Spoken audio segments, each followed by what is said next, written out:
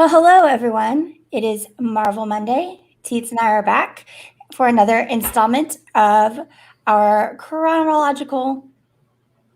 The wig is making me talk funny. Chronological rewatch of the movies of the Marvel Cinematic Universe. This week, we are talking about my girl Carol and Captain Marvel. So, in case you guys weren't with us last week, for our first episode last week, we watched Captain America, the First Avenger, and kind of broke that down. And each week, we are going to be talking about the next installment of the Marvel Cinematic Universe in chronological order. So it's going to hop around a bunch from how the movies came out in the theater, but I think it makes more sense in the entire overall storytelling, especially of the Avengers, watching it this way. And I'm hoping that Teetz feels the same way because Captain Marvel gives you a lot of great backstories and insight at the ground level to all of the Avengers universe. So, Teetz, you want to get us started? Yeah. So Captain Marvel, the movie, was released in 2019. It is an origin story of Captain Marvel, who is Carol Danvers in her as her American or human name, and so she was a former or a Air Force pilot born in the 60s, and she was always kind of a rough and tough little girl growing up. She was as it goes on, the Carol Danvers, they kind of jump around a little bit in her backstory throughout the movie. But so she was an Air Force pilot and was exposed to the energy of the Tesseract in a crash during a test flight that was happening with her, I guess you could say, boss from her group that she was working with, because women at that time were not allowed to fly in combat. So her and her best friend in the movie basically were just test pilots with the Air Force because they couldn't do a whole lot else. And so in the crash,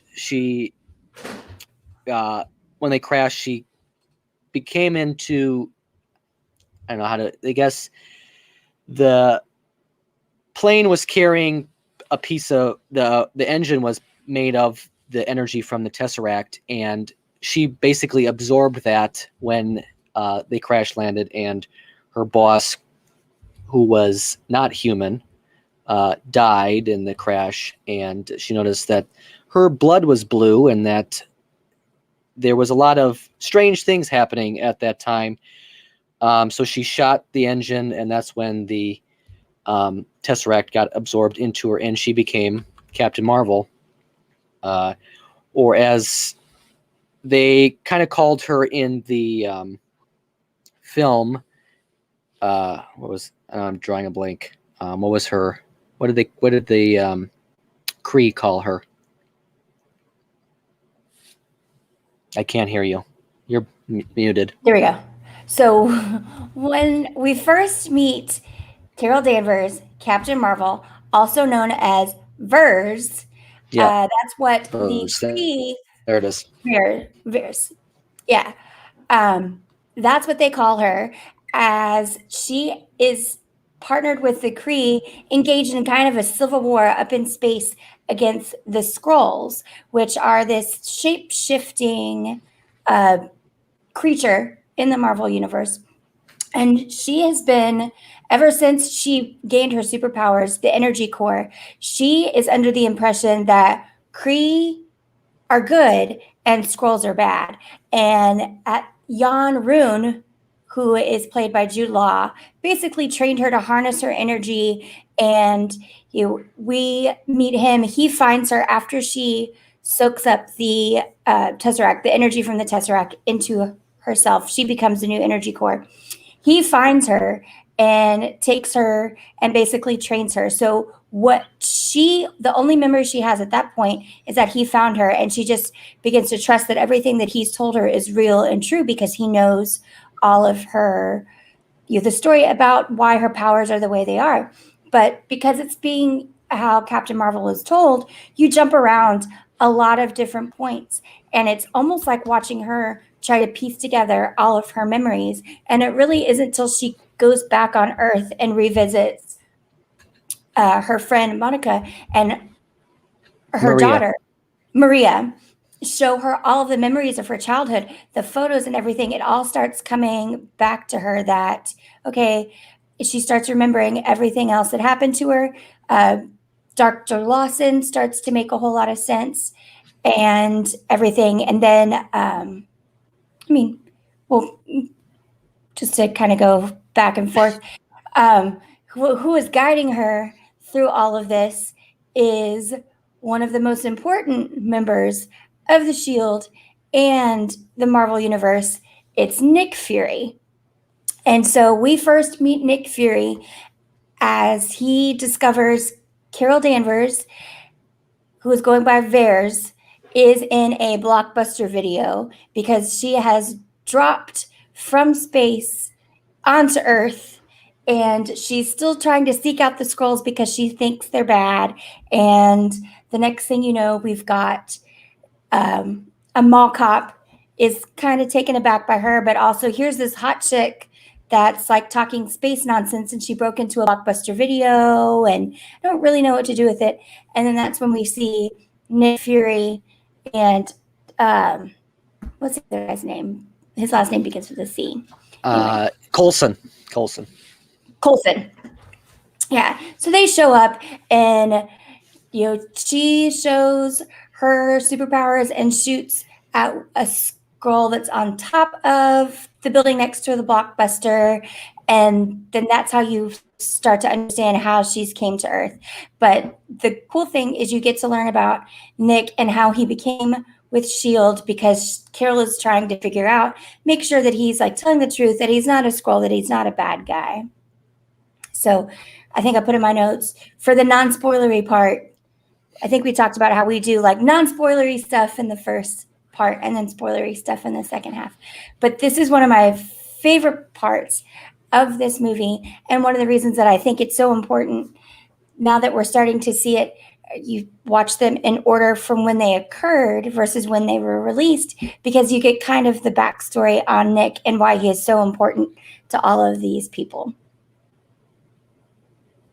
That makes sense? Yeah, and and then going back to kind of where in the project she was working for, Project Pegasus, which was under the S.H.I.E.L.D. program and NASA, and which was headed by her quote-unquote boss and Kree member Wendy Lawson, who we kind of learn over time, even though we find out that the Kree was bad, she seemed to be trying to make amends, or not be a bad Kree member.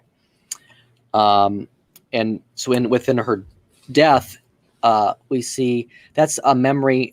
Dr. Lawson is someone that sticks with Carol throughout the whole movie, basically, because when she is in space and with the Kree group, they go and meet with what they call the Supreme Intelligence, and Dr. Lawson is the one that Vers or Carol or however you want to call her, that's who she sees while she's meeting with the Supreme Intelligence. And let's see. So then, as we talked, we mentioned Maria Rambeau, who was Carol's best friend in the Project Pegasus, and Maria believes until she comes back to Earth that Carol's dead and that she died in the crash that they didn't find any survivors of. So then when she does come back to Earth, it's obviously a big shock to Maria. And though her daughter Monica, who is someone that will become quite influential moving forward in Marvel, is very excited to see Carol at that point. Yes. And so they're trying to refresh her memory because she doesn't remember anything about the crash, about how she got here. All she knows is what's been told to her by the Kree soldiers for this original mission that she thinks she's on to hunt down all of the Skrulls. And her daughter Monica she goes to get her flight jacket. She shows her all of the pictures, and eventually Carol gets to hear the black box recording from the plane crash, and it starts to click that Dr. Larson was also a Kree soldier, and her name was Marvell. That's what she was referred to as Marvell. And so it starts to make sense. They crash. She starts bleeding. Her blood is blue. She's like, I have to destroy this energy core. They can't get a hold of it. And then you see her get shot and she dies. And it's Yanrun that shoots her. And so it all starts to make sense in Carol's mind that, okay, so maybe the Skrulls aren't bad.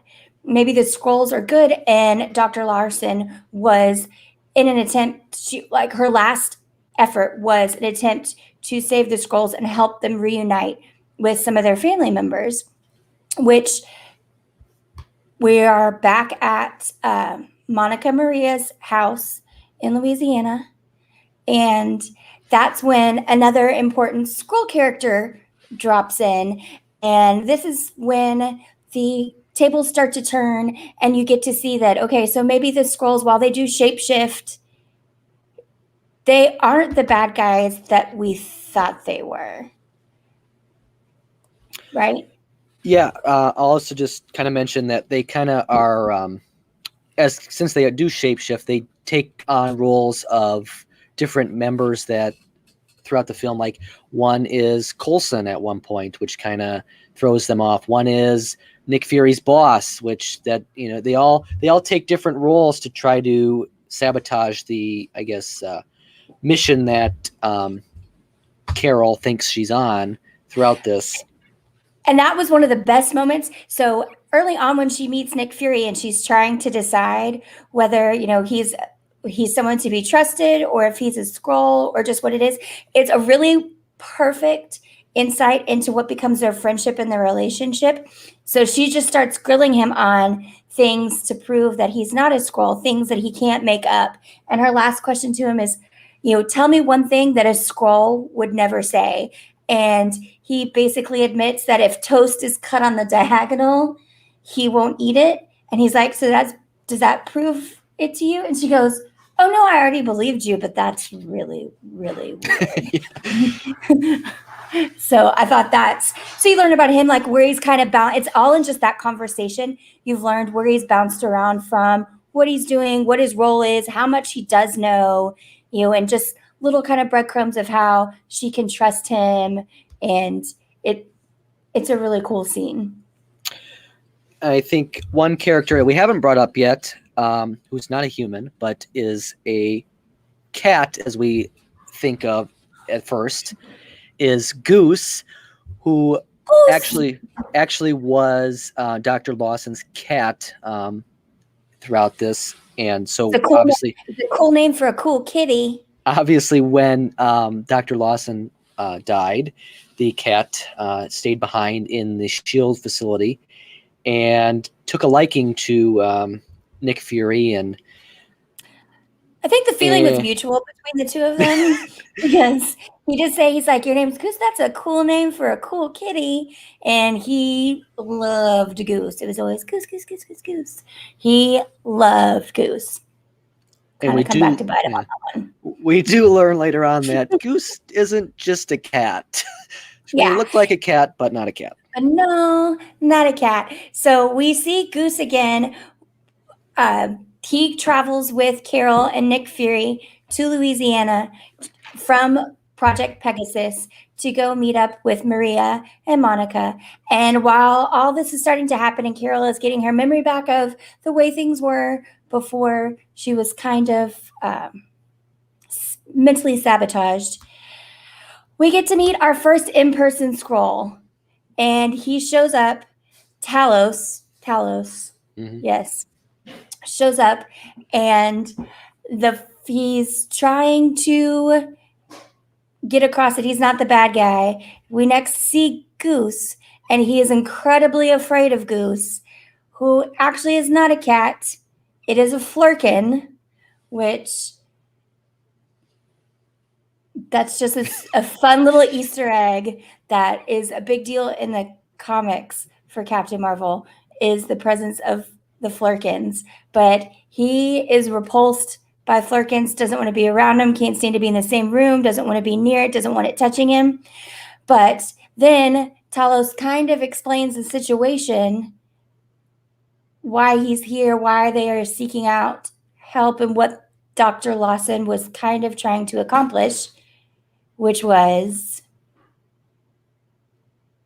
the energy core was the big thing that the Kree was after, and Dr. Lawson had a secret lab or facility in space that she was working on all of these things with, and within that she had some of the Skrulls hostage, I guess you could say, but really keeping them safe from being attacked by the Kree.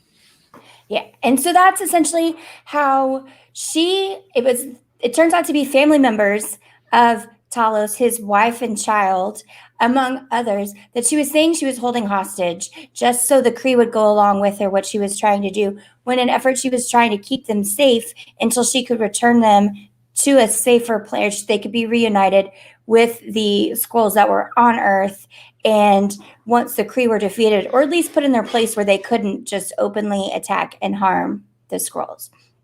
So once you kind of get to the bottom of that, and it all starts making sense to Carol, her next goal is to go back to Lawson's office, and she takes Maria with her, and they track down the Tesseract. They put it in a lunchbox, which I can't remember which corny cartoon it was, but it goes into like one of those old square metal lunch boxes, and that's how they take off with the Tesseract. And we didn't talk about Ronan yet, did we? No. Do you want to talk about Ronan a little bit? Yeah. Because it kind of makes sense at this point, I think.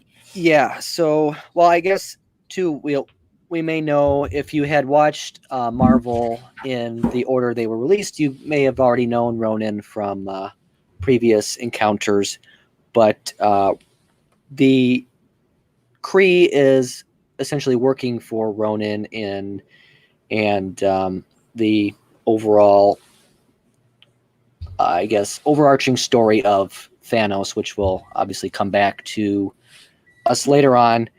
I don't know. I mean, Ronan isn't a huge part of this film, but we just kind of get some tidbits in how that sets up for the future.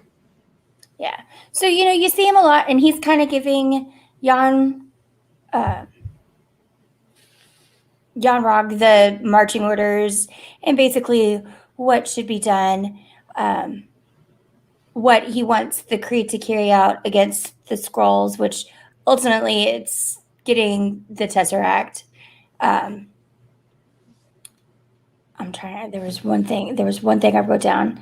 Let's see.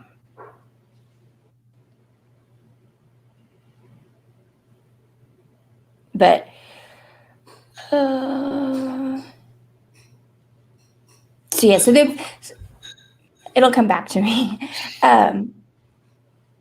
So we see we're in Louisiana, and they realize, then Talos says that Goose is a Flerken. Nobody believes him until they get back up into space. And we see that Nick Fury sees that, in fact, yes, Goose is a Flerken. And why is that? Goose basically eats the Tesseract. So now, instead of the Tesseract being in the lunchbox, the Tesseract is inside of Goose, the cat. And then, so where do we go from there? So they're back, and Goose essentially is keeping the Tesseract safe from the Kree getting it. The Kree locates Carol and the group on the spaceship that was Dr. Lawson's, and they basically have a battle, and they're obviously working because the Kree wants the Tesseract, and Carol does do a fake out, and she has a empty lunchbox without the Tesseract in it because now Goose has the Tesseract, so they kind of fake out the Kree, and there's just a big battle between the two groups. They think she's still with them, except she's done something. So when she was a Kree soldier, she did wear the same suit, like with the star pattern and everything, but it was more like a teal, blue, green, gray. And then now when they see her again, it's become the Captain Marvel outfit that we all know, the gold star and the red and the blue. And they kind of give her grief about, well, what did you do to your suit? And that's kind of the turning point where now her goal is she is no longer on the side of the Kree. She is here to protect the Skrulls and help them reunite and get to where they need to be, and ultimately to take down the Kree and end the war between the two factions and kind of, protect the Tesseract, so to speak, but ultimately protect the Skrulls and other independent factions in space that need protecting. So it's not a Marvel movie without a battle. This one is kind of a shorter one than some of the other ones, but she is able to help the Skrulls reunite and take off. And from there, I will say one thing. Well, she does in that she kind of gets, I don't know, not really captured, but they kind of take her in and they bring her back to talk to the Supreme Intelligence. And and as I said before, the one person she sees with the Supreme Intelligence is Dr. Lawson. But now that she knows that the Kree isn't good and that she's trying to break free of that, within talking with the Supreme Intelligence, she does break free.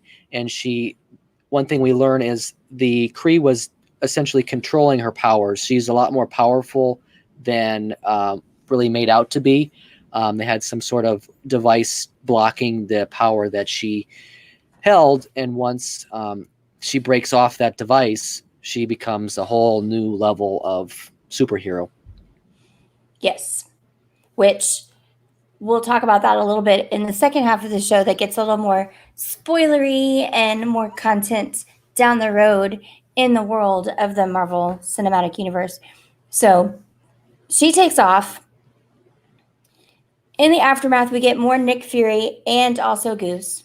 But so Nick goes to draft basically, it's not a contract or more of like a proposal that essentially sums up creating and uniting all of these people with superpowers like her to kind of form a group.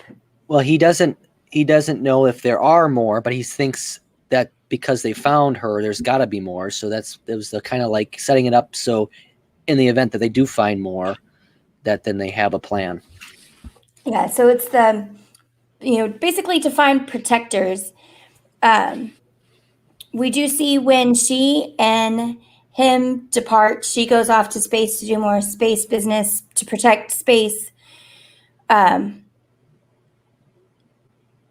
There's a pager involved, and that's how they contact each other. And the pager is called Avenger. Shock. That's going to come up again when we talk about. Which was also her her Air Force name. Yeah, that was her call. Like, if you've watched Top Gun, there's like Goose and Maverick and all of that. That was her call name. Was Avenger. So basically that's her call signal on this pager. That's how he would contact her. But then we get one more run-in with Goose and Nick Fury and what happens there? Are we talking because there's an end Not the one in the credits. credit. Yeah. Not the one in the credits. I don't remember then. Modern Nick Fury we know wears an eye patch. Yeah. Captain Marvel Okay. shows you. Captain Marvel shows you how Nick Fury came to be wearing the eye patch, because when Danvers first meets Nick Fury, he's a younger dude. Hair looks nice, 2 functional eyes, but cool kitty with a cool name, Goose, not feeling it and ends up scratching out Nick Fury's eye. So that's why Nick wears an eye patch, thanks to Goose. And then again, proof that you always have to stay through the credits in a Marvel movie. And this one actually dropped 2 credit scenes. There's one mid credits and then one at the end. And I think, Teetz, you said you were surprised by one. Did you not see the second one, or did you not remember the second one? No, I do remember both. I just think I guess I didn't remember how it kind of set up future stories. So the mid-credits one, I think to anyone who has seen all the movies, this is not going to be surprising, but it starts right after this. We see them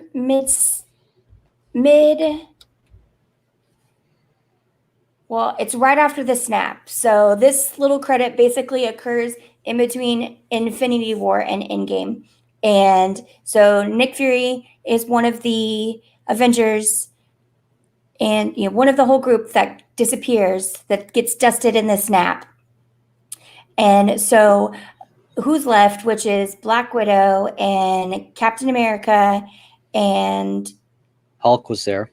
Hulk and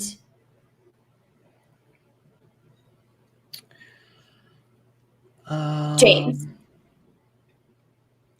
They're all there, and they're going through and they're looking at this pager, which happens to be the pager that connects Nick Fury to Captain Marvel. And the pager shuts down, and then as they're frantically trying to figure it out, that's when Carol shows up asking where he is. And so that's like the first time that group sees or meets Captain Marvel. Now, in Endgame, we get to see her meeting all the Avengers as a whole, but that's the first time that just this very, very small group of them. Basically, the Steve Rogers side from Civil War, because they weren't really involved in Infinity Game or in a Infinity War, other than right at the very end. So then we get more credits, and then just because he can't be forgotten, we get one more run-in with Goose. Yeah, Goose is on Nick Fury's desk and coughs up the Tesseract.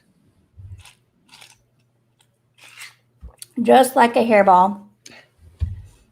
And then, so now we know that at this point in time, the Tesseract was in Nick Fury's office. So what does that all mean? Well, first, we'll get to that in the second half of our show when we talk a little bit more spoilery stuff. But what do you think about this movie, Teetz? I enjoy it. I find it interesting, given the origin story aspect, that Marvel held it as long as they did. Obviously, everything they kind of do is intentional, but given that a lot of it was set, earlier on in the whole timeline or years wise, that it's not I wouldn't say it's my favorite, or it's not in my top 3 of Marvel movies, but it's definitely enjoyable. It's not near the bottom. It sets up a lot for the future, and something I think we'll talk about too is now with new things in Phase 4 like WandaVision, there's a lot more that helps connect this movie to the future. And so it's interesting you talk about how it connects stuff in the future. One thing that I noticed watching it this time, and I think I talked about it last week, is I watch Endgame, or at least like the last 45 minutes to an hour of Endgame at least once a week. And boy, the Skrulls look so familiar to Thanos, mostly because of that creepy chin. They're just two different colors. Thanos is purple and the Skrulls are green. And so I think at first you're like, oh my gosh, that's how Thanos is Thanos a Skrull? No, he's not. But the Skrulls kind of play into the phase 4 movie, The Eternals, because in the world of the Skrulls, there's 3 different kinds. Just the generic Skrulls, which we saw here, Eternal Skrulls, and Deviant Skrulls. And then there are the Celestials, which are the Celestials, the Eternal Celestials, which Thanos' parents were. And then he is a Deviant Celestial, which kind of sets him apart, and it is why he's not completely bad. He still has good things about him, but the bad and the nefarious streak overwhelms what he got from being an Eternal. And I think you definitely see that. I think the Skrulls are featured in at least one more movie. And I haven't watched WandaVision, but they're important in WandaVision, I imagine. Okay. See, there we go. I think WandaVision is going to happen like Wednesday and Thursday, all in one straight shot. So I'll be ready to talk about it soon. But so yeah, for anyone watching Captain Marvel, no, Thanos is not a Skrull. Similar concept, and it's just the Celestials made the Skrulls, kind of like sometimes an artist will do a painting or a sculpture with just a little bit of them in it, or just like Stan Lee always puts himself in a Marvel movie as Stan Lee. That's why the chin, like Thanos' chin, all the Skrulls have a similar chin. Should we mention what the Stan Lee cameo is in this one? I'll let you do that one. So in this one, Stan Lee is in. This is when Carol is fighting the Skrulls because she thinks they're still bad. But in the subway, she's after trying to find the Skrulls, and she comes across a man with a newspaper, and she pulls the newspaper down, and that's where Stan Lee is. It's so funny. Newspapers play a really prominent, just prop role in this movie. Like the first time when she steals the motorcycle jacket and the guy's motorcycle, right when she lands back on Earth, she's like looking at a paper. Because, back in the 80s or 90s when she was on Earth as a regular person, that's how you got all of your information, was the newspaper. I don't know if Teetz would know what a newspaper looks like. He certainly wouldn't know what the section she was looking at was, the classified ads. So I thought that's a fun little Easter egg, and then you see it again with Stan Lee. This Captain Marvel is one of my top 3 favorites. I love it. It just makes me so angry that it's taken so long for them to get to these origin stories of some of the female characters. And it makes me even more angry about why they haven't given me Black Widow, especially because Natasha not with us any longer. Oh, by the way, we've reached the spoiler section of Marvel Monday. And so if you haven't seen Endgame, it came out like 3 years ago. So I feel like you've had enough time to at least watch it for yourself to see that Black Widow sacrifices herself for the Soul Stone, a soul for a soul. And kind of bouncing off of that, the Black Widow origin story is set earlier, all right, and it's not really an origin story, I guess. It's because we do know quite a bit about Black Widow, but the Black Widow movie that is coming still later this year, they're still planning on releasing it in the theaters as normal, but it's I think I want to say it's like set in like 2015, 2016 time frame in the Marvel cinematic universe.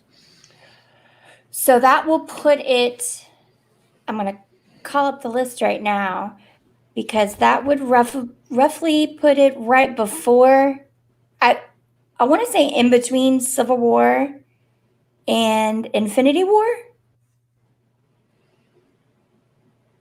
I'm calling up the list so I can see. This says it takes place in the 2 years between Civil War and Infinity War. Okay, yeah. So it's Civil War, and then we get Spider-Man Homecoming, Doctor Strange, Black Panther, Ragnarok. So it all kind of falls in there. So I have to imagine it's when she goes and meets back up with Steve Rogers after Civil War. I'm excited for Black Widow. But again, it's a strong female character, and I don't think that Marvel has done enough with that. And it almost feels, especially between Captain Marvel being the last origin story before Endgame, Infinity War and Endgame. And then we get WandaVision, which I've heard is great, and she's a great character in the story, but those two characters and everything needs to be told. It just feels kind of, for lack of a better word, crappy that we got 3 Iron Man movies before we could start even telling all of these stories with the women. Yeah, you got McDonald's sweet tea there, Teetz?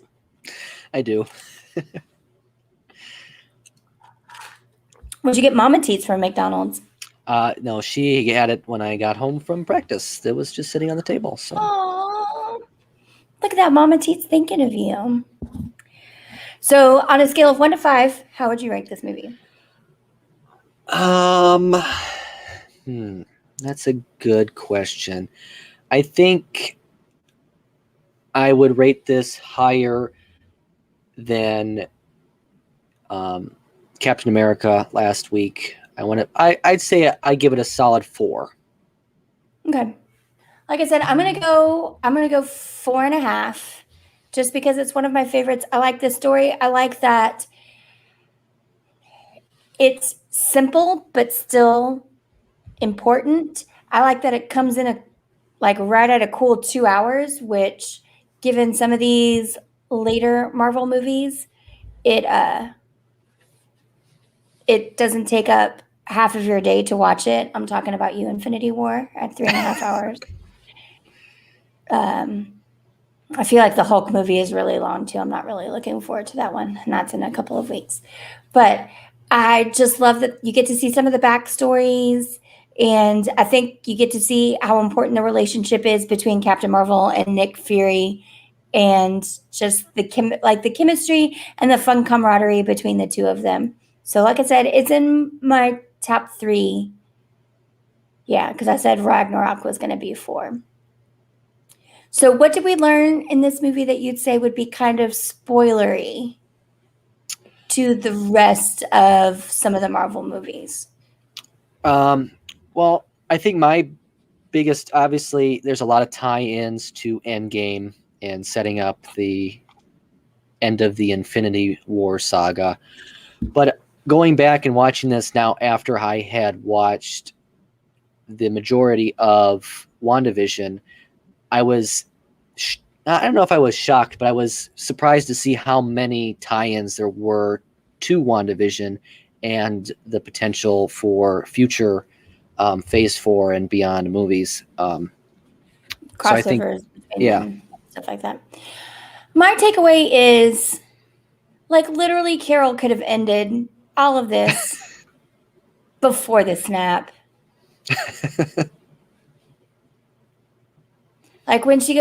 When they're like, what is going on? And in Endgame, she just blasts through the ship and crushes it because she is the energy of the space world. That's what it is. And why they just didn't call her in, I blame Iron Man. Probably why he's dead.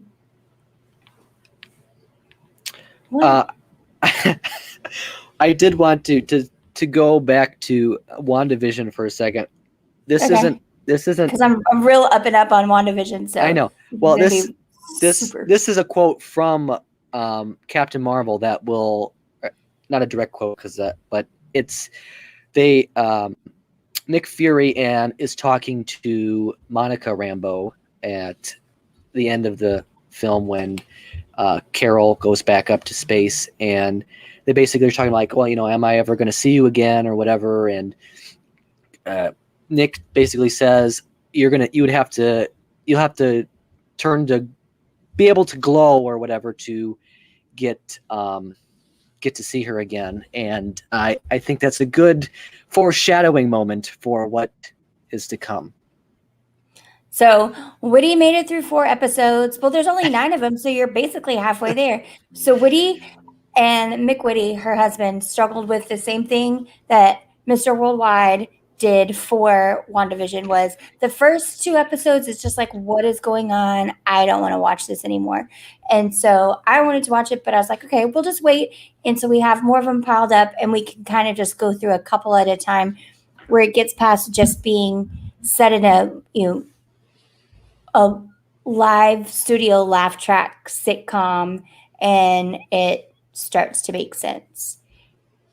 Because I mean, the first episode I got it just made me sad. I imagine it's not, that feeling is not going to change as I watch the next No. 8 episodes of it. Yeah. So it should be good. But yeah, I talked about, so that was your spoiler for WandaVision.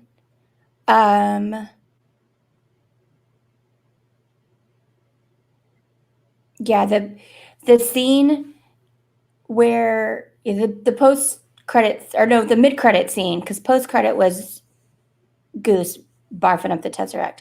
The mid credit scene where she shows up to basically meet Steve Rogers' group and is like, "Where's Nick? What is going on?" Because when we see her again, she's come back from space and she does the same kind of creep in where she just shows up around a corner wearing skinny jeans and a tank top. I was like, hey, I'm back. I just went through space. This is what's going on. I've been tracking Thanos. I've been trying to find him. He's not really doing anything. Should have just tried to kill him instead of letting pre-fat Thor, go and try and handle that too. But I love her. So up next is Iron Man. We're about to go through a real run of Iron Man here. With before I just wanted to mention that this isn't the last we will see of Carol. She is back in a second film coming up in 2022, as long as nothing else gets pushed back. We'll see. They've messed with Phase 4 quite a bit already. And then she is supposed to have a tie into the Miss Marvel series coming late this year as well. Which that makes sense because those comic books are all kind of related too. So what do you think Monica Rambeau's place in the world is going to be, in the universe?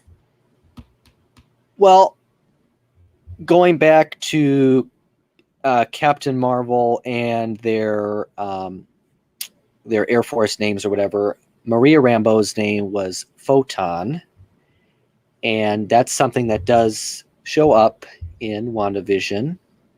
I won't say more there, but that's something that does come up, and I think that is it's hard to say more without giving things away. Without spoiling WandaVision?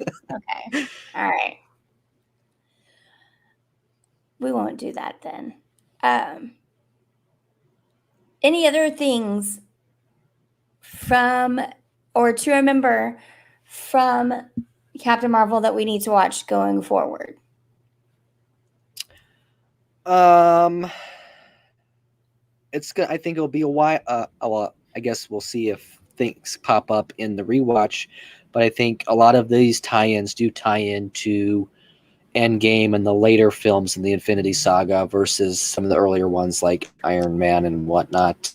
But it will be interesting to see if there is any big tie-ins in those earlier films that maybe I'm not thinking about when we do the rewatch. Yeah, so I will say, I did do this whole process late last summer, early fall, which was really fun. And now it's the only way that I'll watch these movies, other than just to pick out certain parts from certain movies that I like the most. Or if anyone like wants to get into it, when everyone right around the time of WandaVision was like, do I need to watch any of these movies before I watch WandaVision? Am I going to get it? And I'm like, well, you need to at least watch Age of Ultron for sure. Which Disney Plus recommends after the first episode. They put Age of Ultron right on there. Well, so you need Age of Ultron, Civil War, probably. Disney Plus did put out a list of movies that would be good to go back. I believe there was Infinity War Endgame. a couple. The Thor movies were on there, I believe. Yeah, Endgame was definitely on there. Because when Trying to Age of think. to go back to WandaVision, Age of Ultron, when you watch it, just out of context, when it came out in the theater, it made no sense. When you watch it in this grand scheme of how everything leads up to it and how it plays a role in everything else, and especially to Civil War, that's right around when all the puzzle pieces start falling into place and you can see how everything is going and the perfect storyline is there. So I'm So, hoping that Teetz gets the same feeling as we go through all these movies like and this. just to go back, I pulled up the list. So the list that Disney Plus recommended in prep for WandaVision and related was Age of Ultron, Civil War, Thor and Thor: Dark World, Okay. Infinity War, Endgame, and Ant-Man and the Wasp, and then Captain Marvel. Oh yeah, because of the Skrulls and stuff. Yeah. See, so I got at least 4 of them without having watched but an episode of WandaVision. So I'm excited to watch WandaVision. Again, it's another female story that needs to be told. She's a badass. We should have had more of her backstory. Also, before Endgame, where she comes in and she basically helps hold the fort down too when everything starts going crazy. So, our next movie for next week, it's a favorite of Teet's. It's his favorite character in the MCU. Like I said, we got a long run of Iron Man in here with only the really terrible Hulk movie and the first Thor movie. We're going Iron Man, then Iron Man 2, Incredible Hulk, Thor, OG Avengers, and then Iron Man 3.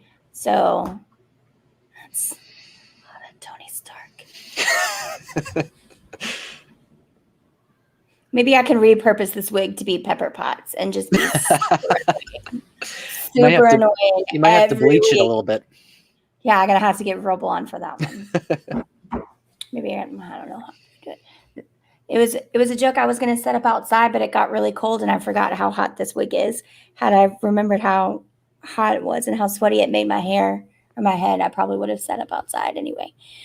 So next week we're gonna tackle Thor. Not Thor. Iron Man. See, I've already pushed Iron Man out of my mind. Don't even want to do it.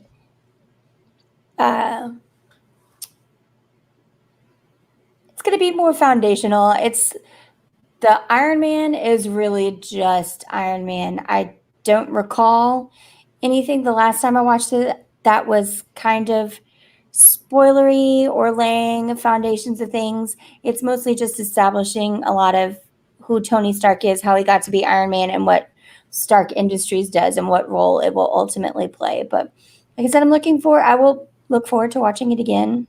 We'll go from there. The countdown is on. Hey, so we've got Falcon and the Winter Soldier starts on the 19th.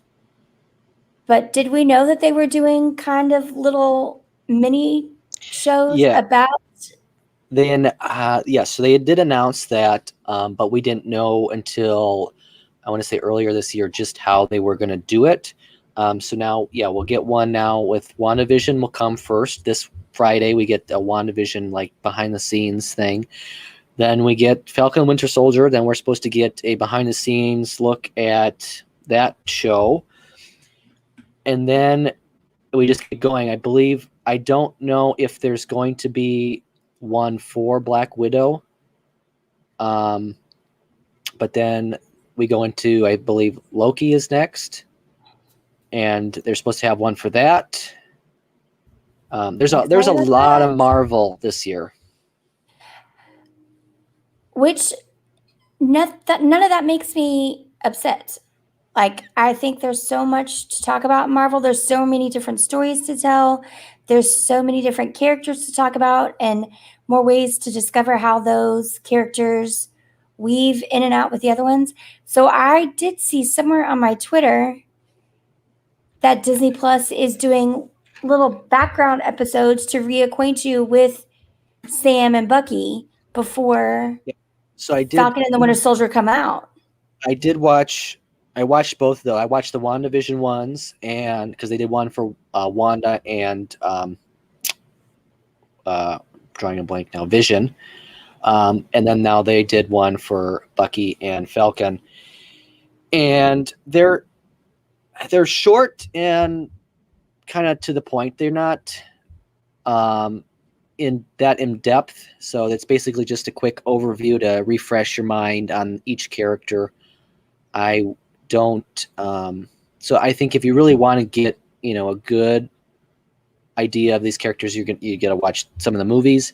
But this gives you a kind of good quick refresh if you don't want to do that. Yeah, and so for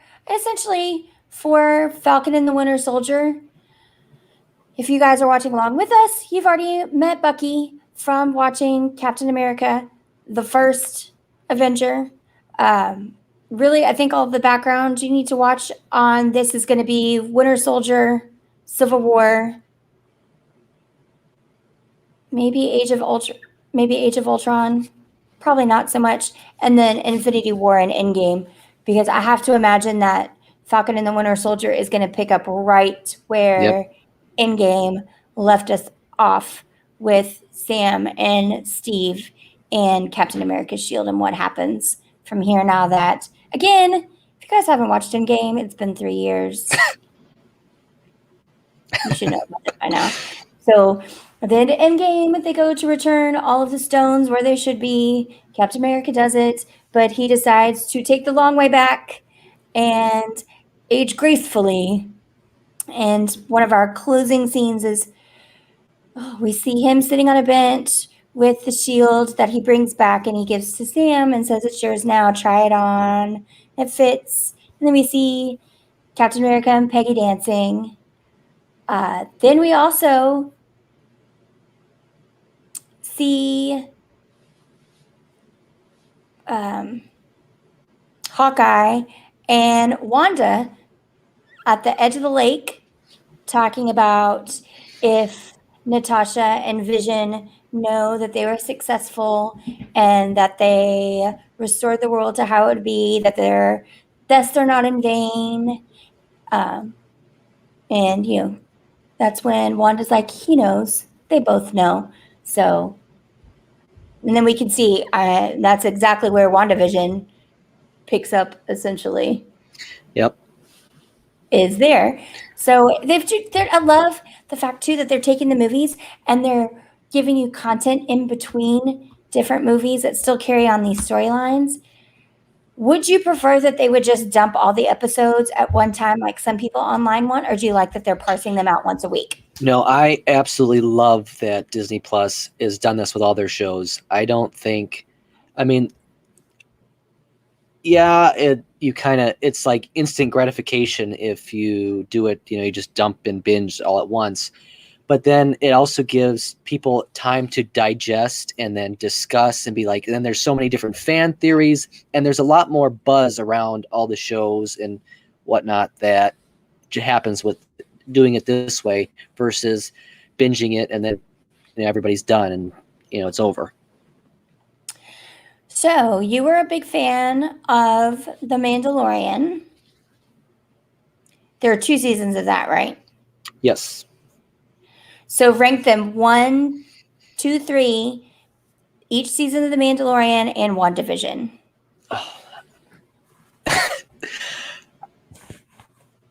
I don't know. This side of the wig is starting to look really good. It's so hard because obviously they're 2 different universes. As a Marvel and a Star Wars fan, I don't think it's hard to say too, because I don't know if we know the full extent that WandaVision is going to have on the MCU yet, because there's still a lot to come. So I don't know if we have the full impact, and there's not supposed to at this time be doing another WandaVision season, so it's kind of it's a one and done type thing. Whereas Mandalorian keeps carrying on. It's gonna go for the foreseeable future, at least.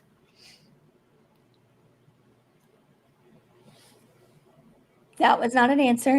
I need a 1, 2, 3. I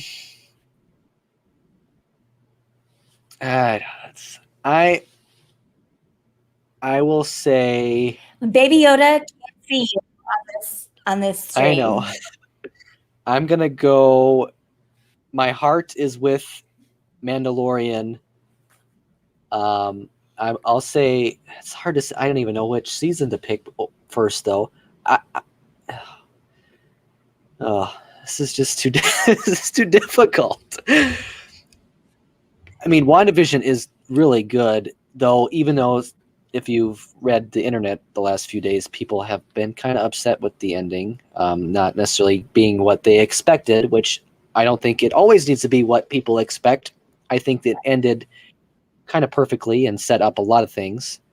And we don't have all the answers yet in Mandalorian. I'll say season 2 of Mandalorian, WandaVision, then season 1 of Mandalorian. Even though season 1 is where you met Baby Yoda? I think there's more revealed and more story involvement. There's just a lot of great storytelling in season 2. I mean, both seasons are great. It's hard, like I said, it's really hard to pick. Whoa. That was a surprise. I thought you were going to go Mando 1, WandaVision 2, and then Mando 2, 3. I lasted like 1 episode of Mandalorian, but then again, I only lasted like 15 minutes trying to do a rewatch of all of the Star Wars movies. So there is that. But yeah. So next week, same time, same place, we are going to talk about Iron Man. Maybe I can find one of those kids' party masks that have like the elastic around it. I can just rewear my Captain Marvel dress because it's kind of like Iron Man's outfit. Anyway, ooh, I need to take note of this. And they both shoot from their hands. Interesting. So we'll be back next Monday, 8 o'clock, talking Iron Man. Some other content we've got coming up this week on Crescent Lake Club Live or Crescent Lake Club TV here on Twitch. If you're watching on Twitch, be sure to hit that purple follow button. Our content was more content-y tonight and not so much don't miss out on like previous ones, but you still want to hit that follow button so you know when we go live. If you're watching us on YouTube, hit subscribe. We really, really appreciate it. We love getting to know who's watching us. And then also hit that bell so you get notifications when we go live. I'm sorry the only blooper tonight was this terrible wig I'm wearing, but we'll try harder next time. But coming up on Wednesday, Courtney and I are back with another Wind Down Wednesday. More cocktails, but this time we are going to recreate a couple of our favorite cocktails from around the world showcase. We're going to talk a little bit about food and wine. I think we're going to start a list of all the things that we want to try for our April trip, which we will have one day at Epcot during Flower and Garden Festival, also known as Bloom and Booze. We've heard from, if you guys didn't watch yesterday, we had all 6 members of the Crescent Lake Club together for one ginormous, disastrous stream. I blame Wheel of Fortune. It was that dumb wheel, right? It was that dumb wheel. Because once I stopped trying to make the wheel happen, everything was fine. Well, and then my dog, but mostly the dumb wheel. We did a game show, and I think it was a lot of fun. Teetz won 0 points in 0 rounds. And then I was at too one busy point watching the Badgers. Well, they lost too, didn't they? Yes. So boy, at least you guys were consistent. You and the Badgers both took L's yesterday. But we had a really fun game show. You guys can see the recap also here in our playlist on YouTube and in our past videos on Twitch. I think it's fun. You'll get to see some of the things that are going down for my 21st birthday trip in 32 days. So yeah, some of the fun things that are going down, we're going to have some challenges that the CLC has to do while we're at Disney. I think it's going to be fun. I have a pretty good idea how this is going to go and who's going to be doing all of them, but we'll see if I even make it on this trip. That's a lie. You say this every time, and somehow you always still show up. You say it every time, and you still show up. So nobody believes that anymore, little buddy. So yeah, so Courtney and I'll be back on Wednesday for Wind Down Wednesday. That is also at 8 o'clock Central Time. It'll be both here on Twitch and on our YouTube channel. We are going to be trying out some mocktails from our favorite World Showcase drinks, including the Italian margarita, but it will be done without alcohol. It still is Lent. Lent is almost over, but if you're going booze free, this is a great way to do it. If you plan to watch us, grab a bottle of lemon Italian soda, throw it in Tupperware, and throw it in your freezer right away. You'll be ready when we are on Wednesday to make our mocktail Italian margarita. And then the whole gang will be back on Sunday for another Sunday Fun Day. No wheel this time, no wheel, but I think we will go through more Flower and Garden Festival. I'm hoping we have a raptor or a rat update. It's got to be any day now. You know what? Maybe I'll wear my dinosaur shirt in hopes that I can channel some raptor energy.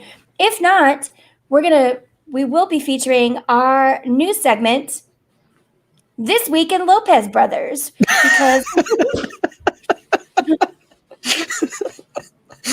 anyway, if you would like to see what that entails, that's Sundays on Crescent Lake Club Live, Sunday Fun Day. We broadcast again live here on Twitch and YouTube Sundays at 1 Central Time.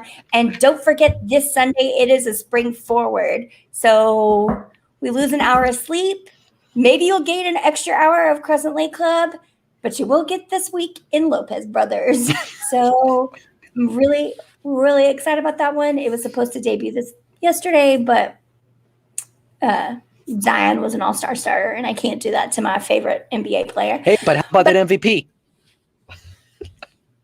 You don't get to say anything because you were too busy watching the Meghan and Harry Oprah interview instead of watching the NBA All-Star Game like I was. Also, Angela and Leslie also watched the NBA All-Star Game. You were the only member of Crescent Lake Club that watched the Oprah interview with Harry and Meghan. So, you don't get to talk about the MVP. No. So, anyway, thanks you guys for joining us tonight. Don't forget, next Monday, Iron Man. It's going to be, I think, interesting for Teetz to see how some of this technology holds up. But again, thank you guys. Don't forget to visit our website, crescentlakeclub.com. We've got a really great blog there full of tons of fun information. You know, Angela and I worked on some really great video content that she was supposed to be sending over to Teetz this week. So maybe we'll have some surprise videos pop up on our YouTube. So for sure, you want to make sure you subscribe and hit that notification button to make sure you get alerts when we have new videos. But thanks again, you guys, and I'll see you on Wednesday.